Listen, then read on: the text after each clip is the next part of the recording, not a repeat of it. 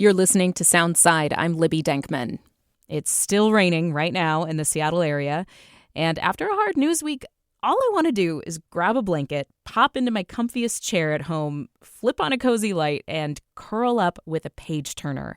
If, like me, you've resolved to read more books for fun in 2025, the year's winding down and it's getting to be crunch time. I mean, did you actually put down your phone long enough to get through a book this year? Fewer and fewer people are doing so. It's not too late for that kind of reality check. Many great books came out this year. If you need a suggestion for something to read or give to someone that you can bet they will love, we've got you covered today. We're talking with two folks who know all about books. Misha Stone is a reader services librarian at the Seattle Public Library. Misha, hi, thanks for being here. Thank you, Libby. Happy to be here. And Spencer Ruchti is the author and events manager at Third Place Books. Spencer, thank you very much for being back on Soundside. Yeah, thank you. Very happy to be back on the show. So let's kick it off with some specifics here. I know both of you have recommendations to share with us. Misha, what book did you love in 2025? There are so many, but only so much time. So I'm going to start with one that is Seattle specific. Max Delson's Crawl is a collection of short stories set in Seattle in like 2010, so those mid-aughts.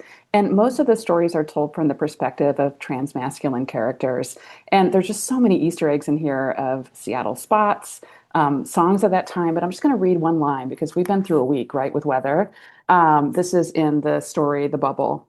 And here's the quote. On the first sunny day of the season, the city of Seattle remembered it was alive. So yeah, this is just a wonderful collection if you want to read something quick and again, really sells our city and sings its praises. This is one to try. It's also a good one to pair with the really amazing collection Stag Dance by Tori Peters. And we're going to be sharing all these titles and authors in our show notes today and on KUOW.org, just in case you're not ready to scribble down, listeners, all of the titles. Thank you so much for kicking us off there, Misha. Spencer, what about you? If you had to pick one book of 2025, what did you love? Oh, yeah. I have a book that I think every Pacific Northwesterner can appreciate, is by one of the greatest, I think, nature writers of our time, Robert Macfarlane. He's based out of the UK. He has a new book out this year called Is a River Alive? It basically, I mean, the wonderful thing about the book is it engages with the question that is the title of the book, which is about the rights of nature, how we approach the natural entities in our lives. Robert Macfarlane is he's an explorer, he's a mountaineer, he goes all over the world and meets the most fascinating people alive. And somehow these people just keep finding him, so he keeps writing books. So in this book in particular, it's divided into three sections. He goes to India, he goes to Ecuador, and he goes on this kind of surreal river rafting trip in Canada, up in the Northeast. And it's just, and he talks about specific rivers. When he went on tour earlier this year to talk about this book, he was going around and he was asking people, who are your rivers? And he talks about rivers in terms of like, who are they as opposed to what they are, and really identifies them as living beings almost. So it gets, this is a book that me and many of my fellow booksellers read this year. It's something that has really resonated with us. It's something that will continue to resonate with us for many years to come. And the idea of personhood of at least the Snohomish River going through Everett is something that voters in Everett and the community there has very much been reckoning with in recent years. So that is a great recommendation. We've talked about that a little bit on Soundside. Thank you very much, Spencer. Okay, just if we have time for a couple more quick ones, anything else that you want to add 2025? We're going to get to our guilty pleasures, Misha, but anything else you want to add in terms of 2025 great reads? Oh my gosh. Yeah. So really quick in terms of recent and not a book that got not a lot of buzz is Fundamentally by Nusai by Jonas. And it is about a PhD student in London Nadia, she has just had her heart broken, and she wrote this paper about how to basically de-radicalize ISIS brides. It's a wild premise. She ends up in Baghdad and is paired with this young woman Sarah, who is from East London, and she wants to do what she can to get her out of that life. But she may or may not want to be saved.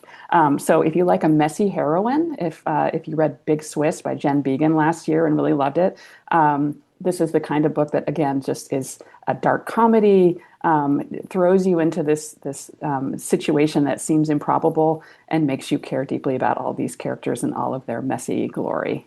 Ooh, that sounds both intense but also very, very personal and fascinating. Spencer, anything else you want to throw in before we go to our guilty pleasures? Yeah, of course. I read a lot of literature and translation over the course of the year. One of my favorite books was The Queen of Swords by Hasmina Barrera, which was translated by Christina McSweeney. It is a really uncategorizable book. It's kind of a biography, kind of an essay, but then Hasmina Barrera goes and claims that it's also none of those things. But it's Hasmina's look at Hasmina's a Mexican writer, and she's looking at the life, her obsession really with the life of 20th century Mexican writer named Elena Guerro, who is most famous for, some people say, coining the term, or at least not coining the term, but being one of the first to write in the genre of magical realism, which of course we associate with a lot of male writers like Gabriel Garcia Marquez or Julio Cortázar. But Elena Guerro was one of the first to do it, and she had just a fascinating but very complicated life. Neither a good person nor a bad person, and Hasmina really explores the life of this unsung writer in this book. Okay, I'm going to indulge and share a couple of my favorites, and let me just go out on a limb here and say the book that won the Pulitzer Prize for fiction this year, James by Percival Everett. It's a good book. I don't know if you've heard that the Pulitzer Prize knows how to pick them. This is not new territory, but for folks who don't know, James is a retelling of Huck Finn from the perspective of Jim, or as he identifies in the Percival Everett book, James. I love books that make you reconsider classics, and this completely turns on its head your experience of Huck Finn in a really fascinating way. As a reader, you are spending time in James's head as he's trying to protect this child, Huck Finn, from the realities of antebellum Southern life. Well, James himself is enslaved and is, dealing with those very real realities and horrors. He's trying to reunite with his family. It is also somehow funny and wry. It really cracked my heart wide open. So I loved James. And then when it comes to nonfiction, one of the authors we had on the show this year was Jeff Chang, who wrote Water, Mirror, Echo, Bruce Lee and the Making of Asian America. This was both like an anthropology of how the Asian American identity became a thing in America. And then it's also just like a deeply reported story of Bruce Lee's life with a ton of the archives that Jeff was able to dive into from the family. Just a really great book. And I read a lot of books for the show, but I almost never give them away as gifts after reading. So this was one that I very much appreciated. Have you guys read those, either one of them? Oh, yeah. If I can actually add something about please. James. Percival Everett, one of my favorite authors. James is just because it came out in March of last year, so I've had a lot of experience talking with customers and fellow readers about this book.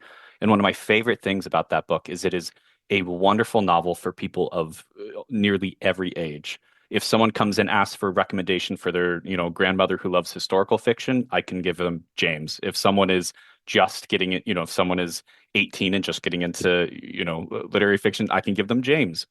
It has enough kind of weirdness to it that makes it, kind of interesting in a literary sense. There are parts of James in which James is talking to the ghosts of philosophers. I could have used more philosopher ghosts in that book personally, but yeah, but it's he's just talking wonderful. to like Alexis de Tocqueville and people like that like had their philosophy influenced the founding of America, and having an enslaved man talking about these high ideals, it's like it kind of cracks that all wide open. Yeah. Yeah, and if someone likes James and wants to get more into Percival Everett's back catalog, he has nearly 30 other novels. He's had such a long career, and all of his books are just every single one of them is just fascinating. Relatedly, yeah, I mean, Percival Everett it's so lovely seeing him get his star. He's been writing for so long, and to have the notoriety that he now has, and that you're going to be handing him to so many readers, it's so wonderful. Fundamentally, that author Nusayba Yunus talked about The Trees as being a good read-alike for her book by Everett, and being a book that really inspired her in terms of what you can do with dark comedy and how you can use darker themes to open people's eyes and break open stories in new ways for readers. Okay, we're going to move in a slightly different direction. The books that we've talked about so far, I feel like, are ones that you'd keep on your coffee table and you would proudly maybe humble brag about. But now we're going to say we're not trying to impress anyone anymore. This is the dark heart of our guilty pleasure reading for 2025. Is there something, that you might be a little embarrassed about, but you just loved for 2025? And I will put you on the spot, Spencer. What's your call for a guilty pleasure?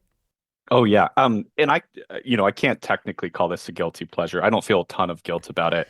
But in terms of I would say genre fiction, I love Martha Wells so much. She's the author of the Murderbot series, which I've heard of this. Everybody's talking about this. And I think what I feel guilty about is the books are so slim, so I can breeze through 7 of them in the course of a few weeks, and feel like I've accomplished so much. It's like when people at the end of their year, when they're trying to get to the end of their TBR goal, their pile of books to be read.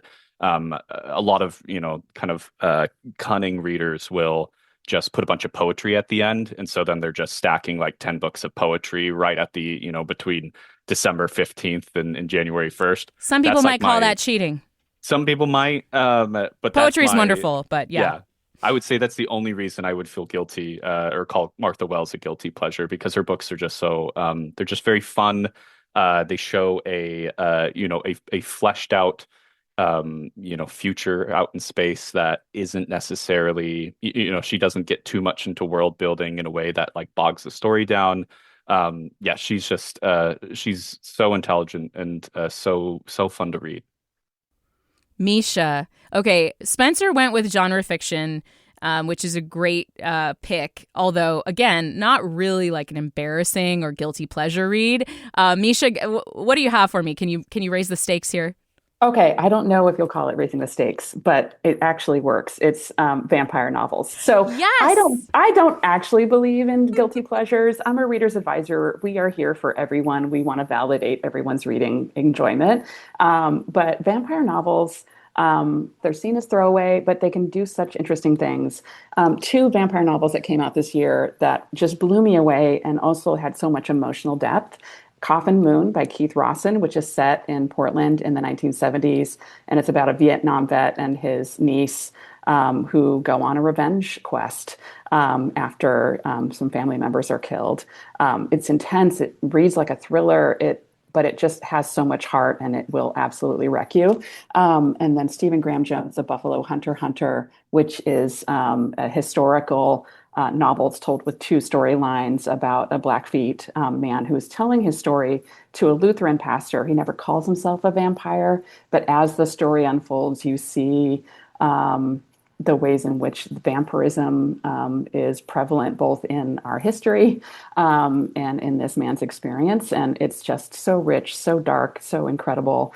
Both of these books, again, just wrecked me on some level, but were so I couldn't put them down.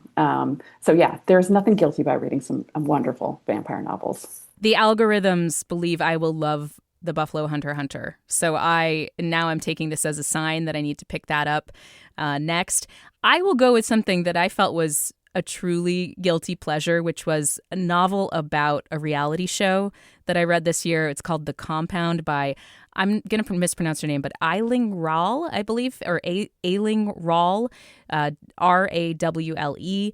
This is a novel that opens with a young woman who is self-described as very beautiful, waking up in a abandoned house with just a couple other young women. You slowly realize they are on the set of a wildly popular reality show, but this is basically reality turned up to 11. There is a hyper violence. There is a hyper sort of feeling that it's like if the Hunger Games met The Bachelor, if that makes sense. That's what this reality show is like. And I kept saying to myself, why am I so compelled to read another chapter, even though I'm so exhausted at the end of the day? And she just moves you through this like slowly creeping realization that this reality show is not going to end without some really massive reckoning, and it's just a really fun read. So that's The Compound by Eiling Rall. Okay, we have to take a quick break here. I'm talking with Misha Stone with Seattle Public Libraries and Spencer Ruchti with Third Place Books about our favorite books of 2025. We'll be right back on KUOW. Welcome back to Soundside on KUOW, and I'm going to get right back to my conversation with two experts on great books. We're talking about our favorite books of 2025, what books are we recommending and gifting from this year, and why. My guests are Spencer Ruchti, the author, events manager at Third Place Books, and Misha Stone, a reader services librarian at the Seattle Public Library. Okay, Misha, you work for the Seattle Public Library system. I'm really curious what you're seeing in terms of borrowing trends. Are we seeing anything develop right now in 2025 for what people are asking for? Yeah, thanks so much for asking, Libby. I do work at the Seattle Public Library, and we do pay attention to what our readers are asking for. It is always interesting to see what Seattle readers are paying attention to. James was right up there in terms of a book that won that Pulitzer last year. People are still reading, still clamoring for it.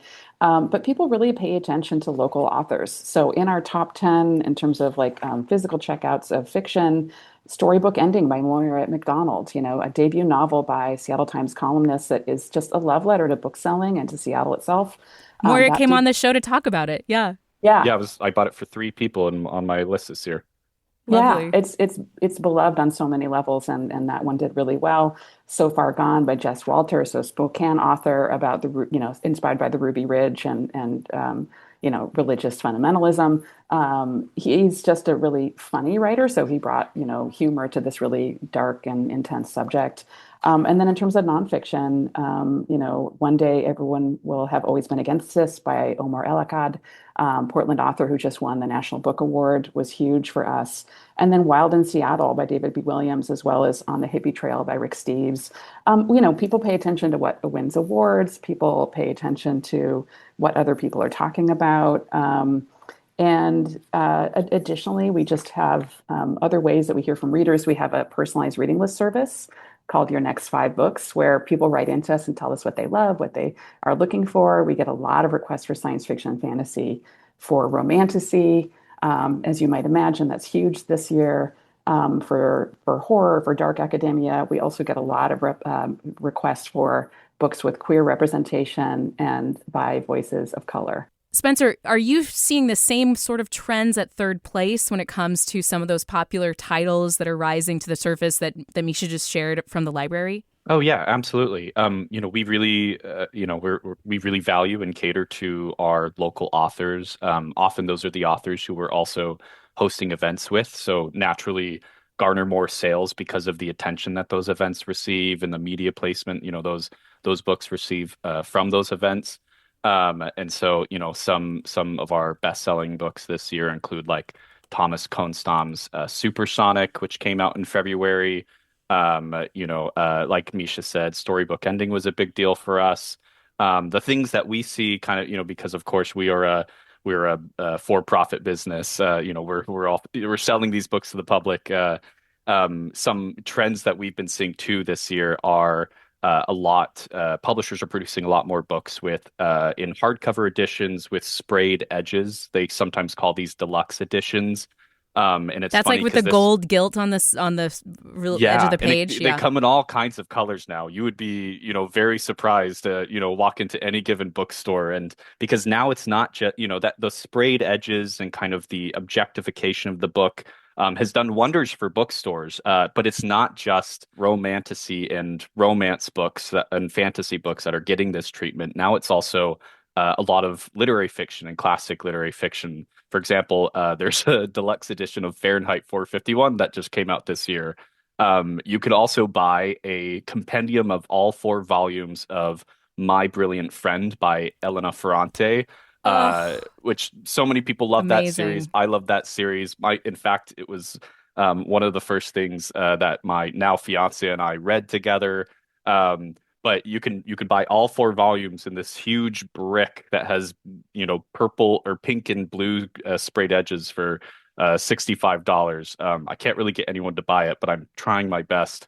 Um, and Is, so the is other this your trends were ploy to get this out on your Christmas list to that's radio right. I listeners, just really Spencer? need some people to pick those up and take them out of the store. Otherwise, we're gonna have to hide them somewhere.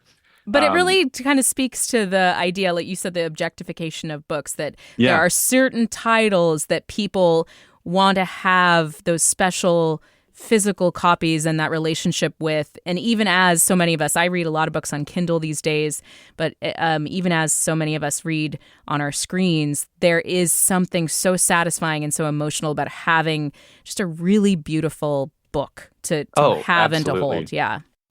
Those, My Brilliant Friend and the Ferrante novels are the last novels that my mom and I read parallel to each other and could talk about before she passed. So they have a really big place in my heart still. And yeah, the idea of just always wanting to have those on my shelf and be able to look at them and think of those times yeah, that's the power of books, Oh right? God, that's wonderful. Yeah, thank you for sharing, Libby. Yeah.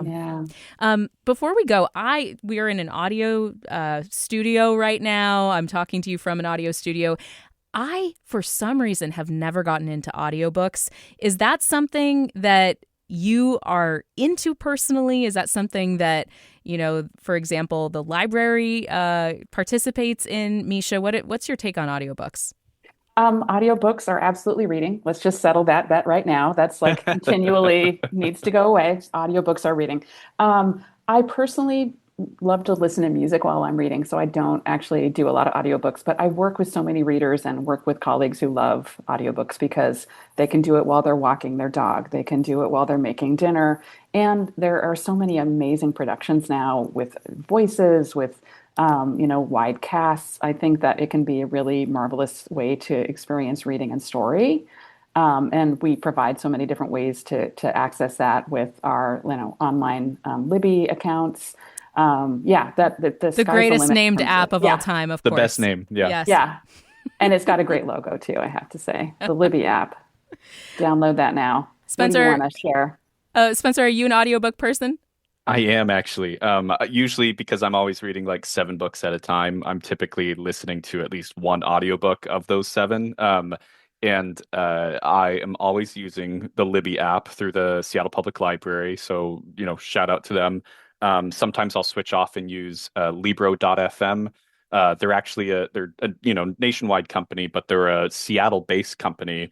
In fact, they had some of their first meetings when they were founding Libro in the basement of Third Place Books Ravenna, which is pretty fun.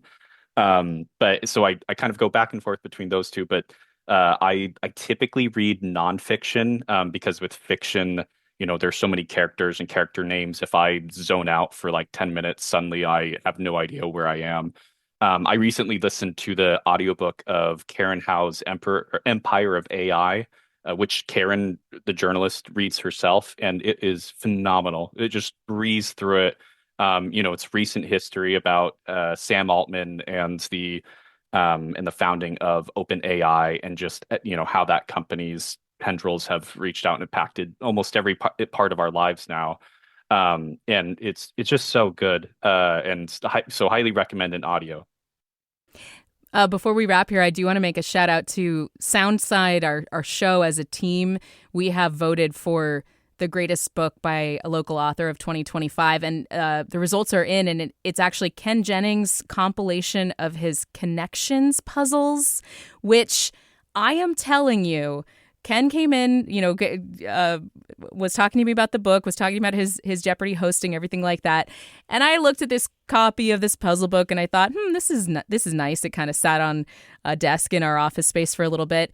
This book has gotten more use than anything else that's come through our office. We are doing the connections puzzles constantly. That is so funny that you say that. It is. I don't know if you guys sell a lot of those at Third Place, yeah. Spencer, but man, we use it all the time. I am not a person who thinks to myself, oh, a book of puzzles, of course that's a good buy. It's a great buy. We use it all the time. It's our treat at the end of every meeting is to do a connection. I have 5 copies of the Complete Connection sitting on my living room table right now because I'm basically giving it to a ton of people, for the holidays. What's funny is that so we had Ken Jennings at Third Place Books come and promote this book in particular, and he was originally scheduled to come to the store at the end of July, and we had to delay because there was a massive bout of flight delays that day, and so we had all this staff scheduled to work that night. And so instead of working, we sent most of them home, but instead of having everyone work, if people just wanted to hang out, we sat in the back offices and we played through the first few pages of the Complete Connections, and they were so much fun. And that has just like buoyed us, through the rest of the year. So it's a wonderful book. It's so much fun, especially if you love family activities and you have, nothing else to do on Christmas morning, for example. It's a great book to pull call. out. Yeah, or for car trips, things like that, for sure. Misha, are you a puzzle person? Are you a puzzle book person? I am not, but you have sold me, and I absolutely need to get this for my library workroom. Like, we're clearly missing out on the fun that Third Place and Soundside are having. If you have any dorks in your life, if you have any trivia nerds, then it's, sold. And our whole team is that qualifies for our whole team. Gosh, this has been so fun. Misha Stone with the Seattle Public Library and Spencer Ruchti with Third Place Books. Thank you guys. This has been a lot of fun talking to you about 2025, books we love, and just reading in general, having this moment of, appreciating. Yay, books. Thank you. Yay, books. Thank you, Libby. Yeah, thank you very much, Libby. This was really fun. Thanks for listening to Soundside. Don't forget you can listen live on KUOW 94.9 Seattle at noon and 8 p.m. Monday through Thursday, or anytime right here online at KUOW.org, or of course on your favorite podcast app.